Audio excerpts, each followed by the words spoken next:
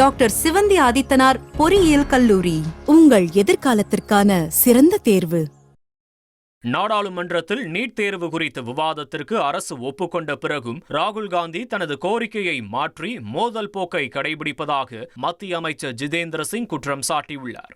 முன்னதாக டெல்லி அக்பர் ரோடு பகுதியில் காங்கிரஸ் தலைவர்கள் நடத்திய தர்ணா போராட்டத்தை கைவிட கோரி மத்திய அமைச்சர் ஜிதேந்திர சிங் மற்றும் உள்துறை செயலாளர் கோவிந்த் மோகன் ஆகியோர் ராகுல் காந்தியை நேரில் சந்தித்து பேசினர். அப்போது நீட் தேர்வு குறித்து நாடாளுமன்றத்தில் விவாதிக்க அரசு ஒப்புக்கொண்டால் போராட்டத்தை கைவிடுவது ராகுல் காந்தி முதலில் தெரிவித்ததாக மத்திய இணையமைச்சர் ஜிதேந்திர சிங் தெரிவித்துள்ளார். அரசின் உயர் தலைமையிடம் அனுமதி பெற்று விவாதத்திற்கு தயார் என உறுதியளித்த பின்னரும் ராகுல் காந்தி தனது நிலைப்பாட்டை மாற்றிக்கொண்டதாக அமைச்சர் கூறினார். ஜனநாயக நடைமுறைகளுக்கு முரணாக சொன்ன வார்த்தையிலிருந்து ராகுல் காந்தி பின்வாங்குவது வருந்தத்தக்கது என்றும் அமைச்சர் ஜிதேந்திர சிங் தனது சமூக வலைதள பக்கத்தில் பதிவிட்டுள்ளார்.